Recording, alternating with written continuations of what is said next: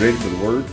We are. Sure you are. Go to Luke chapter 6 first, and then Exodus 15. Before we get to our regularly scheduled program, there's some things I want to share with you. Verse 1 starts out this way. Came to pass on the second Sabbath after the first, that he went through the cornfields, and his disciples plucked the ears of corn and did eat, rubbing them in their hands. The second Sabbath after the first. Unless you understand Torah, that passage makes no sense. You're right. The word there is deuteroprotos sabbaton. Remember Mia Sabbaton? This is a passage that concretes what Mia Sabbaton means. Mm-hmm. Mia Sabbaton means one Sabbath, or Sabbath number one. This is deuteroprotos sabbaton. Notice they didn't put it as the second Sunday. Mm-mm. Second first day. No. It's a Sabbath. Sabbaton means Sabbath, right? So deuteroprotos sabbaton. Duet or deutero means two, right? And protos means first. So it's the second Sabbath after the first. So what in the world were they talking about? They're talking about counting toward Pentecost. They're counting toward Shabbat. So we're doing the same thing they were doing. We're counting as well. Yes, sir. We're a little bit ahead of them in our count. This is Sabbath number 3 for us. Right. Now we can know where Israel was on their journey and learn from them. Because you realize Pentecost had 2 fulfillments, right? What happened on the first Pentecost? Torah. Yeah, the first fulfillment of Pentecost, I should say. Right. You can take and start marking from the 10th day, where in Exodus it talks about the 10th day and then the 14th day, and then it tells us about their leaving, exiting, crossing the Red Sea. And Yahweh, through the book of Exodus, gives us markers. Yes, sir. And if you'll follow those markers, you'll find out that on the 50th day, they arrive and they hear the thunder and they see the lightnings, and the Torah is given to Moses up on the mountain. And then when the day of Pentecost was fully come, then the Rock Hakodesh was come. But anyway, my point is that you can follow these markers and know where they were and what they were doing on most days. Exodus 15 describes, first of all, what happened on day 4. In their count, on day 4, this is what happened. And I want to read that, and then we'll move on. Exodus 15, verse 1. Then sang Moses and the children of Israel this song unto Yahweh. Notice they didn't just sing about Yahweh, they sang to Yahweh. I like that. And they spake, saying, I will sing unto Yahweh. This is for him. For he has triumphed gloriously. The horse and his rider has he thrown into the sea. We need to do more of this. No, I'm not talking about just praising, but notice what he's doing in this song as we read it. He's writing down what just happened. They're writing down what just happened. When Yahweh does something for you, write it down. Put it in a journal. Put it somewhere. And don't just write down, okay, he blessed me here. Write down what he did for you, how he delivered you, and write out a praise and a thanksgiving to him for it. Oh, wow. Yahweh, thank you for doing this. You're glorious. You're mighty. You came through again. That's what they're doing in this song. It's awesome. Verse 2. Yahweh is my strength and song. He has become my salvation. He is my Elohim. I will prepare him a habitation, my father's Elohim, and I will exalt him. Yahweh is a man of war. Yahweh is his name.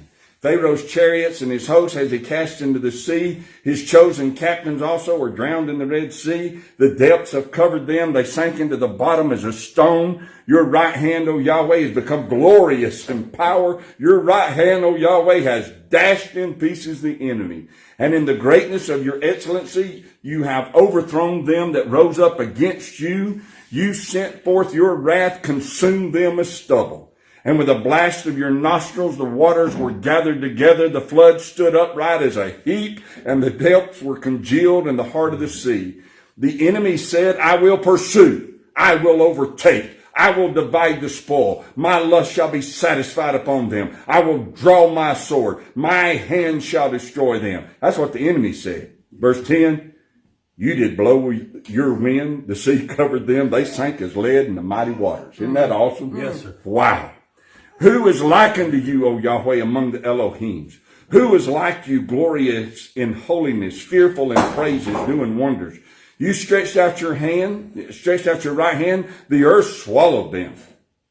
You in your mercy have led forth your people, which you have redeemed. You have guided them in your strength unto your holy habitation. The people shall hear and be afraid. Sorrow shall take hold on the inhabitants of Palestine. Now notice what he's doing, or what they're doing as a whole. They're not only talking about what Yahweh did for them, but they're using that as a gauge to talk about what Yahweh's going to do for them. They know where they're headed. And so now they're talking about how Yahweh's going to deliver them when they get into the land of Canaan. They have bold faith that Yahweh will destroy all of the future enemies. Verse 15, then the dukes of Edom shall be amazed, the mighty men of Moab. Trembling shall take hold upon them. All the inhabitants of Canaan shall melt away. Fear and dread shall fall upon them. By the greatness of your arm, they shall be as still as a stone, till your people pass over, O Yahweh, till the people pass over which you have purchased. You shall bring them in and plant them in the mountain of your inheritance, in the place, O Yahweh, which you have made for you to dwell in the sanctuary, O Adonai, which your hands have established. Yahweh shall reign forever and ever. On day 4, they're singing praises about their future victories.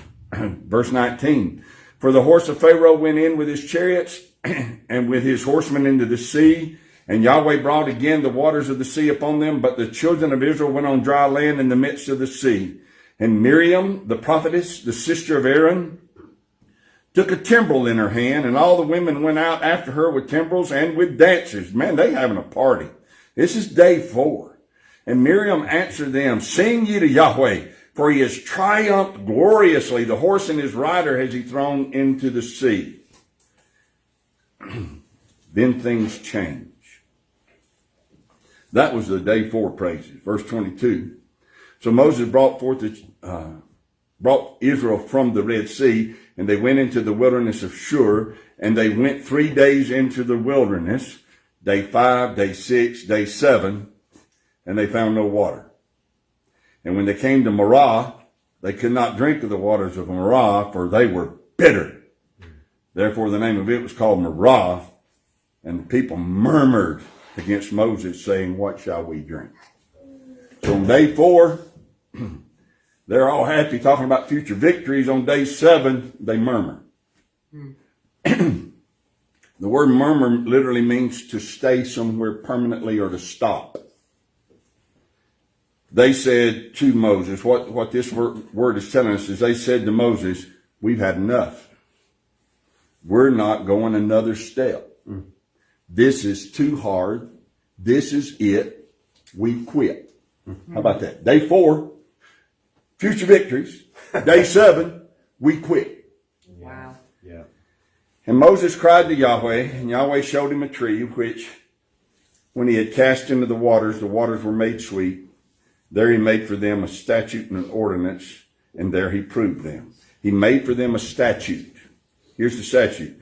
If you will diligently hearken to the voice of Yahweh your Elohim, and will do that which is right in his sight, and will give ear to his commandments, and keep all his statutes, Yes. I'll put none of these diseases upon you, which I brought upon the Egyptians, for I am Yahweh that heals you. So the statute is, they shouldn't have murmured. The statute is, when you come into a hard place, hearken diligently. We just talked about that. Yes, sir. Man shall not live by bread alone, but by every word that Yes, proceeds out of the mouth of Yahweh. Yes, sir. So when you get to a place where it looks impossible, you got to get still and get quiet and listen. When Moses asked, immediately Yahweh showed him a tree. Throw that in the water and it'll fix it. There's the statute. When there is a need, ask, and Yahweh will show you something to do. Okay?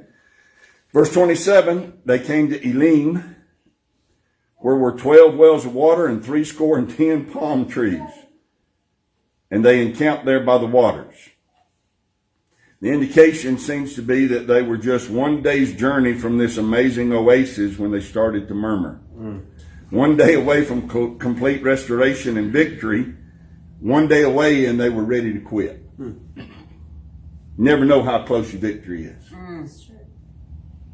Day 4, praise party. Day 5, 6, and 7, they begin to murmur. Day 8, they arrive at the oasis.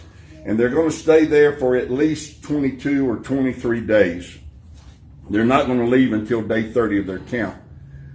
So here they have at least 3 weeks at this oasis where there's whales, 12 whales and 70 palm trees. They had 3 weeks to be refreshed, renewed, and anytime you've been refreshed and renewed, you need to reload. Too often we wait until there's a crisis to pray. Too often we wait till there's a battle to start training. You're right. Right? Too often we wait until there's a need to read. Right? Now you prepare for tomorrow's battles today when there is no battle. Right? Our Sabbath rest needs to be a time to reload for next week. By the time Friday gets here, and you've been out there in that world, by the time Friday gets here, I am weary. Yes. But we come in on the Sabbath, we get refreshed, renewed, and we should be reloading so that by tomorrow, we're ready to take on the world again.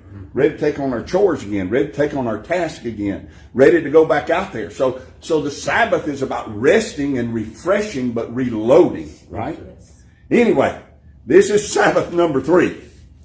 And this is day number 15. And I just wanted us to be reminded that the children of Israel had to walk it out. You know, I think that's one of the reasons that Yahweh wants us to count, is to remember that first one, what they went through. And these things are written for our admonition, right? So we go back and think and meditate on what they went through, learn from them, and it helps us as we count toward our 50th day as well. Good word, sir. Thank you. I told you last Sabbath that Brian and Krista were going to be sharing their journey to Torah and into Torah with you, but they're not here today. They couldn't be here, and so we had to regroup. And that's good. You know, I shared my testimony.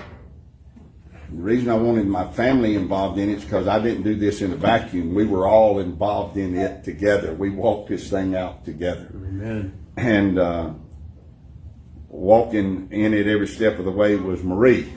And so she's going to come today and she's going to share the journey from her experience. And I think it'll be beneficial for all of us, don't you? Absolutely. Absolutely.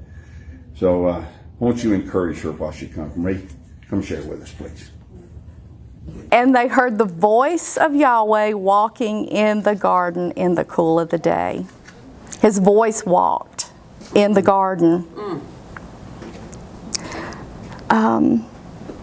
What I'm about to share with you is something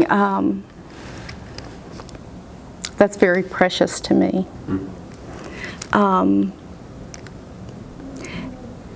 When I was a child, when I was somewhere between 5 and 6, I hadn't started a school yet.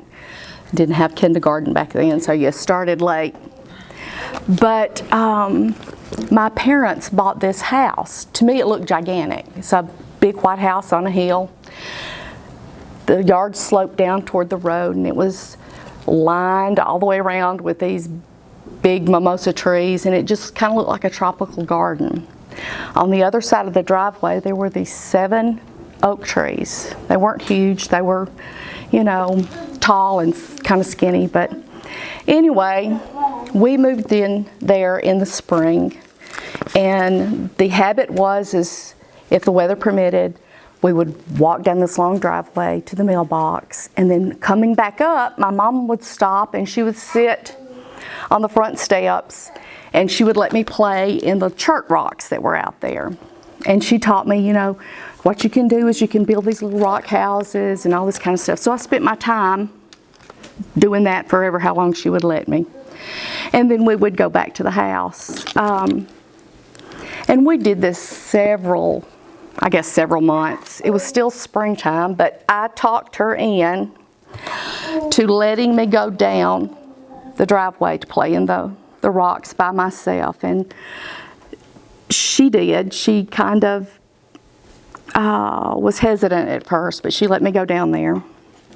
And the furthest I could go was those 7 oak trees. They were about the middle of the driveway. And so I'm sitting there, and it was the most beautiful day. The sun was shining. It was kind of warm, but there was a gentle breeze blowing through the trees, and you could hear the leaves rustling. And I played there for I don't know how long.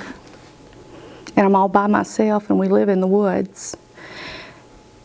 And I hear this voice, and it says, "I love you." And I jumped up, and I looked around to see who's there. And there's nobody there. And so I took off, and I ran up the hill as fast as I could. And I went in the house, and my mom says, "What's wrong with you?" And I said, "Nothing. Nothing's wrong." Because I knew if I told her I'd heard something, she wouldn't let me go back. And I had every intention of going back and playing in those rocks, because the ants really, really needed houses and roads and stores and stuff. So anyway, I didn't go back down there that day, but the next day I begged to go back.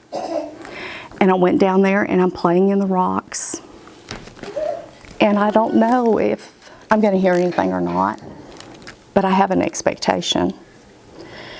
And I'm down there playing for a while, and I hear it again.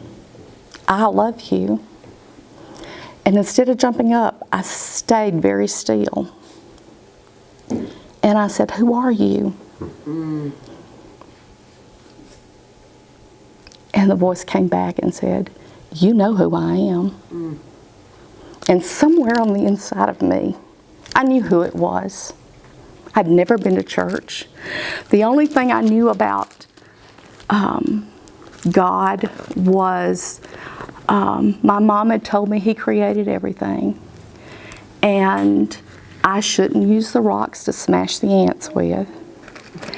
And something about Lent and something about eating fish on Friday, and I never did understand that. But I'd never been to church. I'd never been told about God or Jesus. But somewhere, that was on the inside of me. And I hid that for so long because it was special.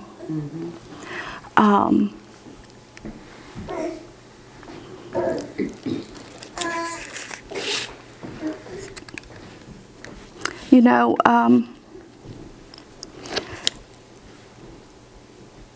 we get all consumed with the busyness of being spiritual, with being correct, that we forget that He is a personal, loving, tender, and kind Elohim. He placed His thumbprint on the inside of us. He placed His law on the inside of us. Whether or not anybody ever comes up to us and tells us about Him, it's on the inside. All of creation testifies Yes, ma'am. of His goodness, of His love. And I know that for a fact.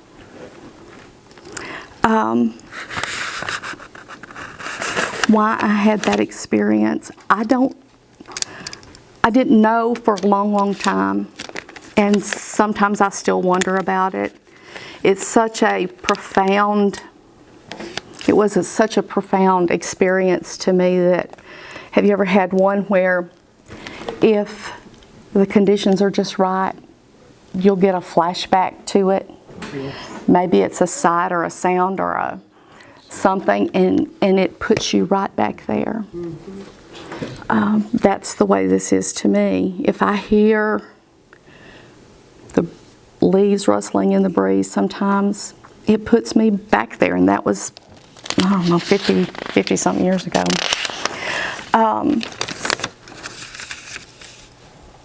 But I think the reason that he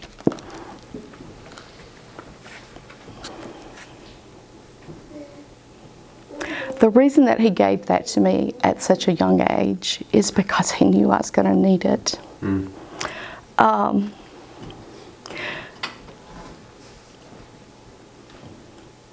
Life is hard. Yeah. Yes, ma'am. Life is extremely hard sometimes if you go to war with the enemy. And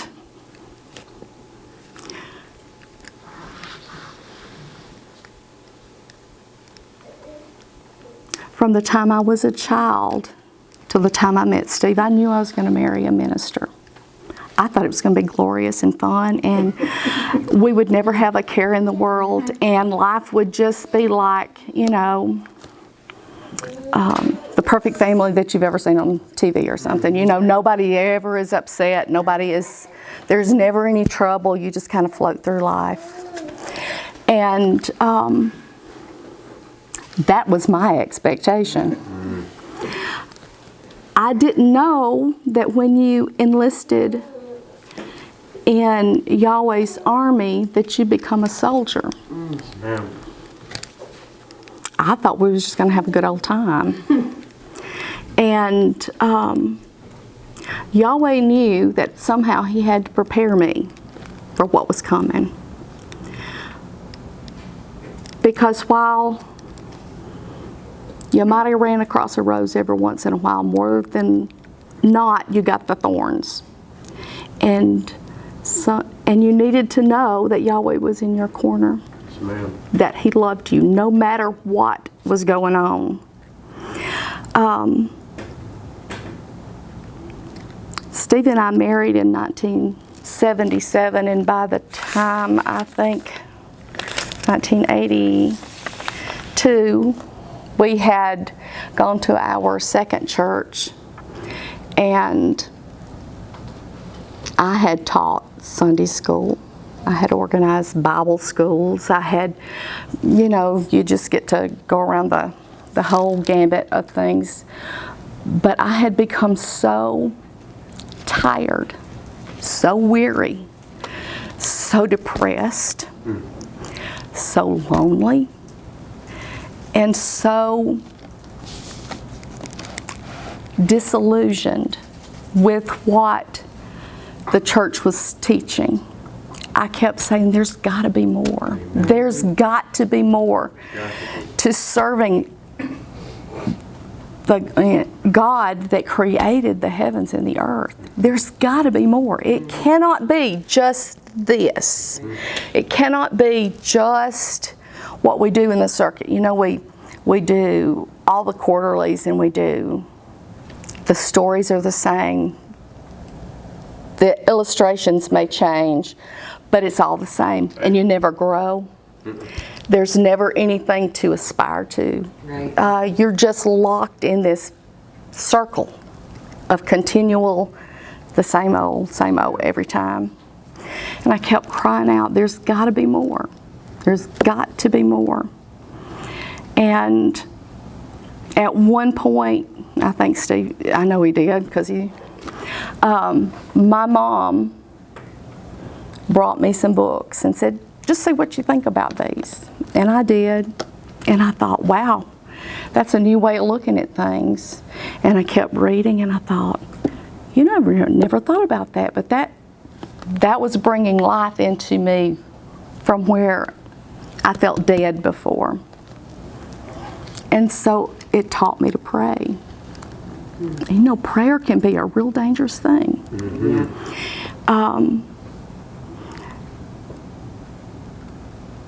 it taught me how to pray. And praying is different than standing up and throwing some words up in the air and hoping that Yahweh will listen to something, and maybe you phrased it in such a way that He will grant you your request. That's not really prayer. But I learned how to pray. I didn't learn how to do warfare, though. And both of those are very vital.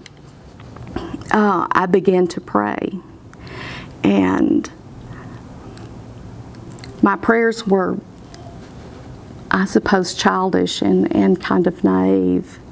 I was praying for Yahweh to liberate me from the Baptist church, and Steve got caught in the middle of it. But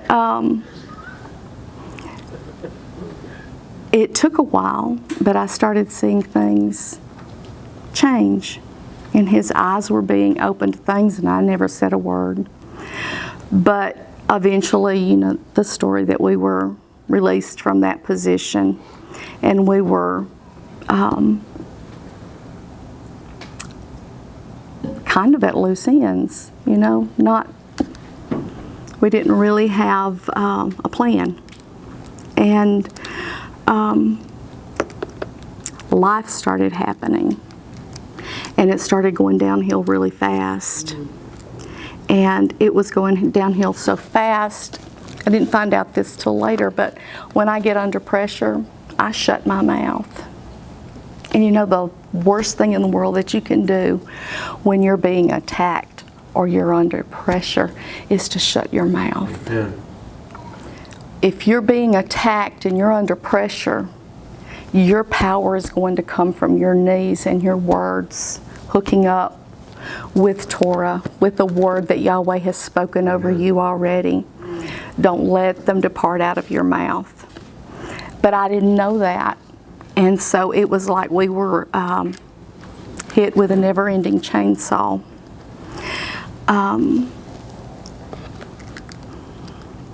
Things spiraled so badly out of control that we found ourselves at odds with one another, done with one another. I had filed divorce papers. I had gone to a doctor and been told that I had probably 20 more years to live. My life hit rock bottom so fast it wasn't even funny. And it was because I had thrown my hands up and said, I'm done.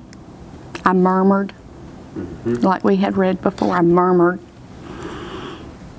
I felt as if the whole world had imploded, and it actually had. This is nothing what I got written down, but anyway, after being through all of that, and Yahweh restored our family and sent us to Texas, and then we came here. We came here to start a Word of Faith church. And before we started, Steve and I had both, talked. It didn't matter where truth led us. We were going to follow after truth because we had already seen what happens if you compromise. And so no matter what it cost, we were going to follow after truth. Come on. And I would love to say that following after truth and following after Yahweh is a walk in a park, but it is not. When you decide that you're going to follow after Him, you can be prepared for all hell to come against you. Yes, ma'am. And you better have your armor tightly secured, and you better know how to use it. Because the worst thing for the enemy is someone that loves Yahweh, understands what He has given to us, and is ready to fully walk in it. You had better be prepared for the fight of your life. Yes, ma'am. So we started the Church of Huntsville as Word of Faith. And we remodeled a building on South Parkway. And when we did, we had, we had ladies in the church, and there was this one lady, and she wanted to decorate, and that was great because it's just really not my forte. And the issue came when she wanted to start putting things in the church that we could not allow in, like crosses. Right. She didn't see the problem in that. Right. And then we had people that that wanted to know, why don't you celebrate Christmas? Why don't you celebrate Easter? And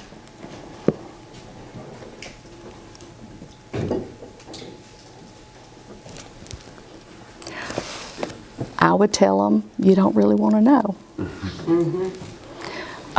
And I think I probably told them that for a couple of years. You really don't want to know. Don't ask me. You don't want to know. Well, that just piqued their curiosity even more. It's like, no, you can't look what's in the bag.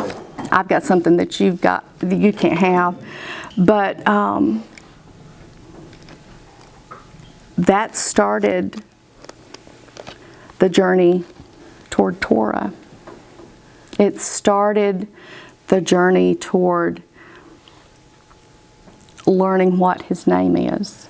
It started the journey about learning who we are and what we're supposed to be. It started the journey about keeping His law, keeping His Sabbath, keeping His feast days. We learned a lot, but the price was that we lost a lot of people, and the price was not the price, I don't guess, but the question was, are you still going to serve me?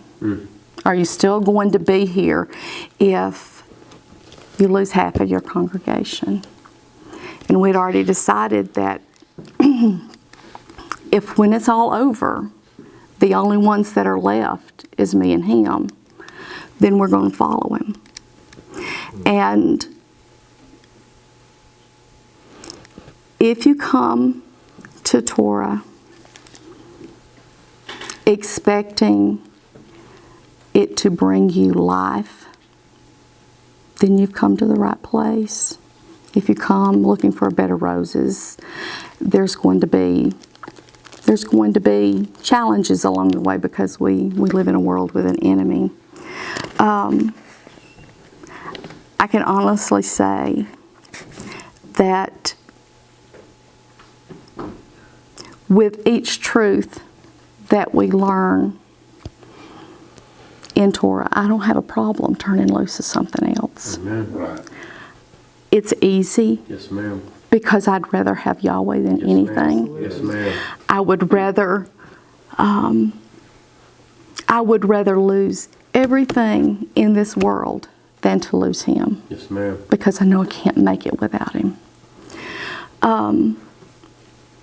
There is no thing, there is no person, there is no situation, there's nothing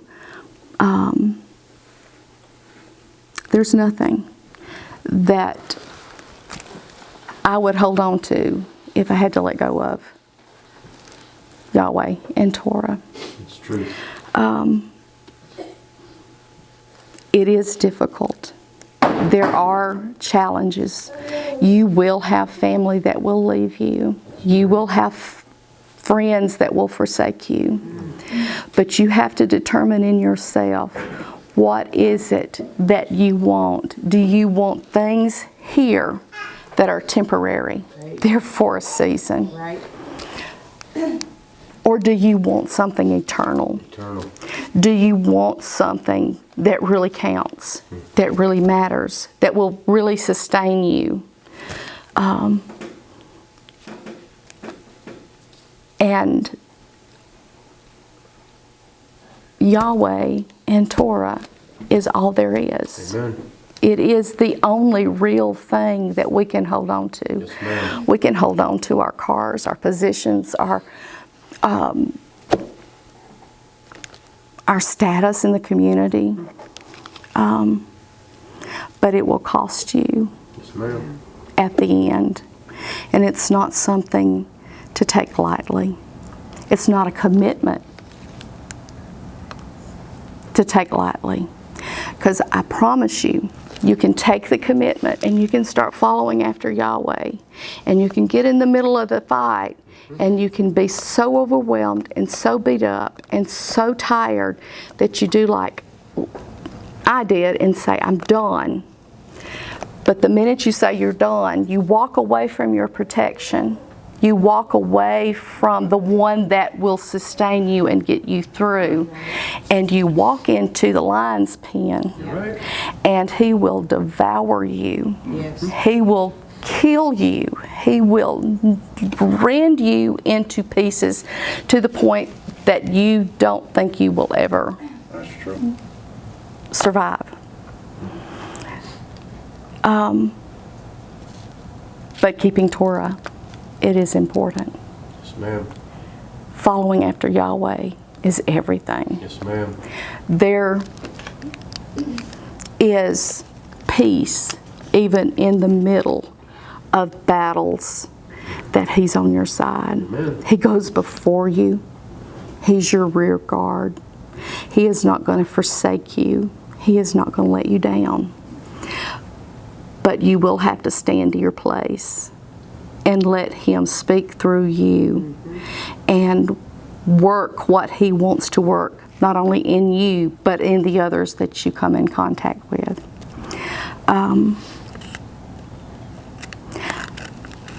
I know many people, you know, we're all in different places in our journeys. Some of us have, you know, may have been in this walk for a long time and just haven't gotten with the program yet, or some may be way far ahead and some may just be started. But if we have a heart to know Yahweh and have a heart to please Him and have a heart to keep going forward and to learn His ways, then He is faithful to show us His ways and to lead us into greater knowledge of Him and into greater victories when we stand against the enemy. And it is all worth it. Amen. And that's what I got. I did think when she was talking about the disillusionment. Y'all remember the last Baptist church I told you I was part of, where I met with the deacons and told them they didn't really want me to come? And it took them a few weeks to figure that out. But in that time that I was there, that few weeks I was there, one night, I don't know if it was Sunday night or Wednesday night, I do remember it was night, but during the invitation, a lady came up, tears in her eyes, and I said, "What's going on?" She said, "I want you to pray for my husband." I said, "All right, what am I praying?" She said, I want God to make him like you and Bill Brooks." Y'all know Bill. "I want you, God, to make him like you and Bill Brooks." I said, "Lady, you don't know what you're asking. You don't have a clue what you're asking. You haven't ever had to live with Bill Brooks, and you ain't never had to live with me. I would not pray that prayer." It's a whole different deal when you have to live with somebody, isn't it? Yes. Yeah. So I refuse to pray for her. Sometimes you need to, right? Sincerely, thank you. Thank y'all for being here. Hope you have a blessed Sabbath. Yahweh bless you and keep you. Yahweh make His face shine upon you and be gracious to you. Yahweh lift up His countenance upon you and give you peace. As His name is put upon you, so shall He Himself bless